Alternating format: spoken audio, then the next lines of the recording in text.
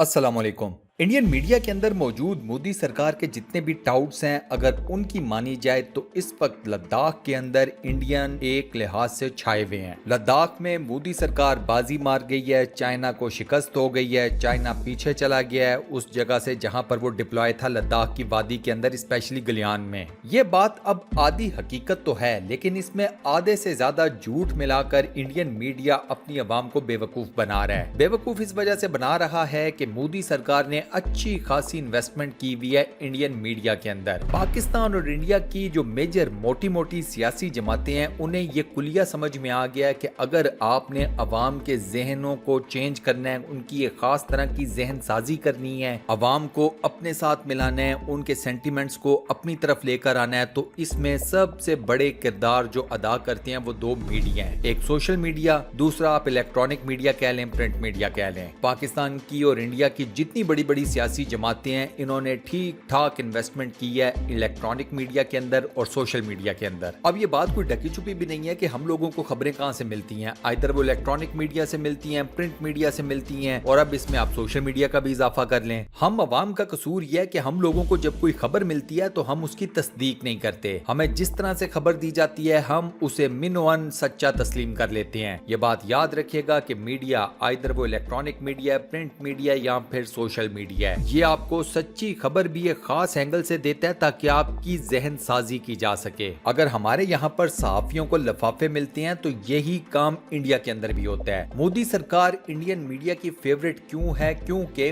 उन्होंने पैसे लगाए हुए हैं इंडियन मीडिया के ऊपर। अब ये अलग बात है कि ये जितनी भी वॉरफेयर है, ये डिजिटल मीडिया की, ये सारा कुछ जो हम देखते हैं उसमें कुछ लोग अच्छा काम भी कर रहे हैं। इंडिया में एक साहब है जिनका नाम है परवीन सहाय। परवीन साहब, इंडिया के अंदर एक मैगजीन निकलता है जिसका नाम है फोर्स, उसके एडिटर हैं। अब परवीन साहब बड़े वेल कनेक्टेड आदमी हैं इंडियन आर्मी के अंदर, इंडियन एस्टेब्लिशमेंट के अंदर, और जितनी भी इंडियन सीक्रेट एजेंसीज हैं उनके अंदर। इनके बड़े स्ट्रॉन्ग किस्म के रेफरेंसेस हैं, इनके बड़े स्ट्रॉन्ग किस्म के लिंक्स हैं इन सारी एंटिटीज के अंदर। अब परवीन साहब जो खबर निकाल के लाते हैं अमूमन वो सच्ची साबित होती है। बड़ा जबरदस्त किस्म का एनालिसिस भी करते हैं। पाक फौज के ऊपर इन्होंने एक एनालिसिस किया था और वो बहुत जबरदस्त एनालिसिस था। उस एनालिसिस का क्रक्स ये था कि इंडियन आर्मी भूल जाए कि वो पाकिस्तान के साथ जाकर पंगा ले सकती है, पाक फौज को हरा सकती है। परवीन साहब की लेटेस्ट खबर यह है कि इंडिया ने चाइना के साथ बैकडोर चैनल एक डील कर ली है। मोदी सरकार 1959 मुआहदे के तहत चाइना को वो तमाम इलाके वापस कर देगा जो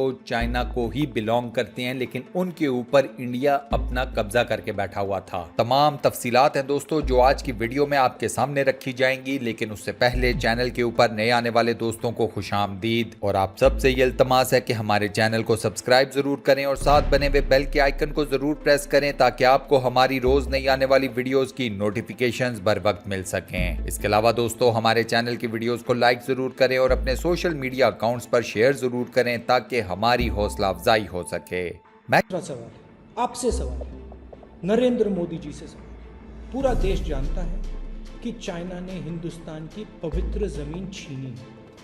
हम सब जानते हैं कि चाइना लद्दाख में 4 जगह अंदर बैठा हुआ है। नरेंद्र मोदी जी, आप देश को बताइए, चाइना की फौज को आप हिंदुस्तान से कब निकालेंगे और कैसे? धन्यवाद, जय हिंद। मुझे बहुत दुख है जो ड्रामा कर रहे हैं। पर कई सारे यहाँ पर नेशनल मीडिया आया हुआ है, वो बिल्कुल झूठ पे झूठ बोला जा रहा है। मैं कुछ दिन पहले मैं देख रहा था जो आज तक का जो चैनल है, किसी होटल की छत पे बैठकर जो हमारे मार्शो गांव के ऊपर जो पिक्स आपको नजर आता है, जो स्नो पिक्स आपको नजर आता है, वो बोलता है कि जो सामने जो दिखाई दे रहा है वो गलवान घाटी है। लोगों को बेवकूफ बना रहा है यहाँ पर बैठ के।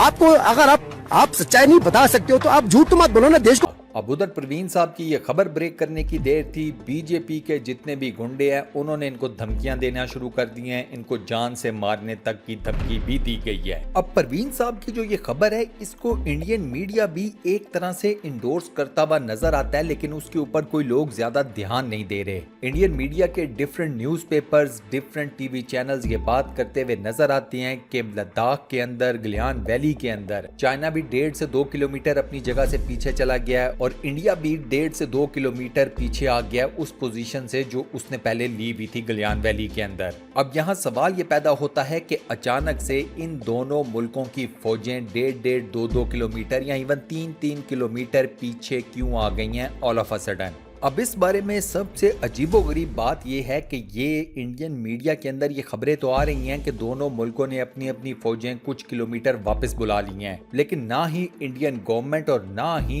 इंडियन आर्मी के किसी ऑफिशियल की तरफ से कोई स्टेटमेंट इस मामले पर हम तक अभी पहुंची है। इस मामले को लेकर मोदी सरकार भी फिलहाल चुप है और इंडियन आर्मी भी चुप है। किसी भी तरह की कोई ऑफिशियल स्टेटमेंट इस मामले पर नहीं दी गई। इंडियन मीडिया इन खबरों के बारे में ये कहता है कि हमें ये खबरें मिली हैं इंडियन आर्मी के इंटरनल रिसोर्सेज से, नाम वो किसी का नहीं ले रहा। कुछ दिनों पहले तक चाइना की बड़ी क्लियर डिमांड थी कि इंडिया गलवान वैली से फौरन निकल जाए, इस वादी को मुकम्मल तौर पर खाली कर दे।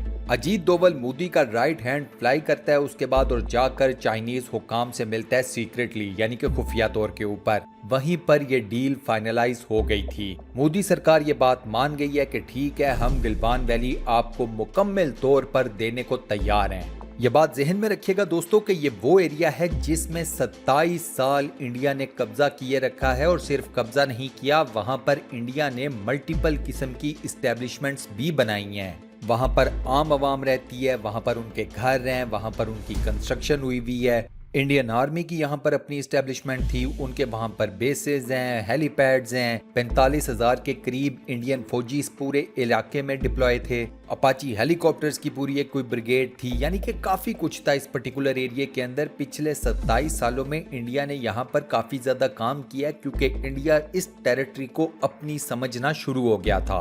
अब इंडिया के लिए शर्मनाक सूरत हाल ये है कि उन्हें एक लिहाज से अपने मुल्क का एक टुकड़ा चाइना को देना पड़ रहा है। ऑन पेपर टेक्निकली ये टुकड़ा कभी भी इंडिया की सरहदों का हिस्सा नहीं था, लेकिन इंडिया यहाँ पर भी एक अपना जबरदस्ती कब्जा जमाए हुए था, जिस कब्जे को अब छुड़ा लिया गया है। अब इस सारी सूरत हाल में इंडिया के लिए दूसरा बड़ा मखमसा ये है कि क्या चाइना गलवान वैली और ये सारा एरिया लेने के बाद भी चुप करके बैठा रहेगा या नहीं। इंडिया के जो डिफेंस एनालिस्ट हैं, जिनमें परवीन साहब भी शामिल हैं, इन लोगों का ख्याल ये है कि चाइना इस इलाके तक अपने आप को कंटेन नहीं करने लगा, वो इससे आगे भी आएगा।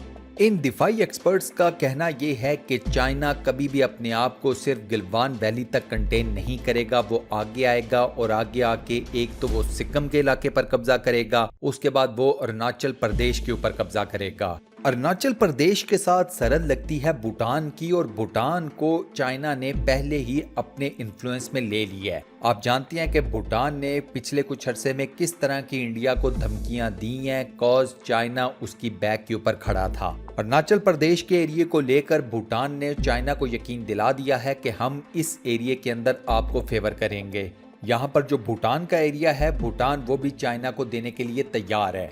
ऑब्वियस सी बात है, भूटान कभी भी नहीं चाहेगा कि वो इस इलाके में ये सारा जितना भी टेरिटरी है उसमें चाइना के साथ पंगा ले। चाइना की मदद के साथ भूटान इंडिया के साथ पंगा लेना अफोर्ड कर सकता है, लेकिन अगर इसके वाइस वर्सा ये देखा जाए कि क्या भूटान इंडिया की फेवर लेते हुए चाइना के साथ पंगा ले सकता है, तो इसका जवाब है नहीं।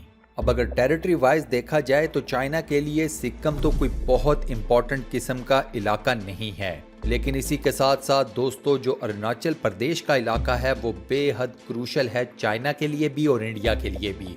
अगर चाइना गलयान वैली से निकलकर सिक्किम और उसके बाद अरुणाचल प्रदेश के ऊपर कब्जा कर लेता है तो भारत की 7 रियासतें डायरेक्ट चाइना के इन्फ्लुएंस में आ जाएंगी।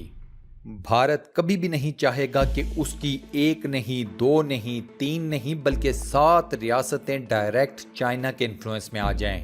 इसका मतलब ये है कि आने वाले मुस्तकबिल करीब में भारत को इन 7 रियासतों के अंदर कई किस्म की बागी तहरीकों का सामना करना पड़ सकता है, और ये तमाम तहरीकें आज़ादी की तहरीकें होंगी इंडिया के अगेंस्ट। सो ये जितनी भी इस वक्त ज्योमेट्री तश्कील पा रही है इस सारे इलाके के अंदर, उसमें इंडिया के लिए खातर खा किस्म के रिजल्ट सामने नहीं आ रहे, डिस्पाइट द फैक्ट कि अमेरिका फुल जोर लगा रहा है कि इंडिया एतमाद रखे कि अमेरिका उसे कोई नुकसान नहीं पहुंचने देगा। लेकिन अमेरिका के बारे में हम सब लोग ये कहावत बड़े अच्छे तरीके से जानते हैं कि अमेरिका दुश्मन तो बुरा, लेकिन अमेरिका अगर दोस्त है तो वो उससे भी बुरा। सो इंडिया को अमेरिका की हिमायत भी कुछ फ्रूटफुल किस्म के रिजल्ट्स नहीं देने वाली। वीडियो के आखिर में दोस्तों आप लोगों से ये सवाल करूंगा कि क्या चाइना गलवान वैली लेने के बाद, ये वादी लेने के बाद अपने आप को यहीं तक महदूद रखेगा या फिर इससे आगे भी जाएगा? आप लोगों का जो भी जवाब हो मुझे कमेंट सेक्शन में जरूर बताइएगा। इस वीडियो को लाइक जरूर कीजिएगा और अपने फेसबुक, व्हाट्सएप, ट्विटर, इंस्टाग्राम और दीगर सोशल मीडिया अकाउंट्स पर शेयर करना मत भूलिएगा। जज़ाकल्लाह। इंशाल्लाह अगली वीडियो में आप दोस्तों से एक बार फिर मुलाकात होगी। तब तक के लिए अल्लाह हाफिज।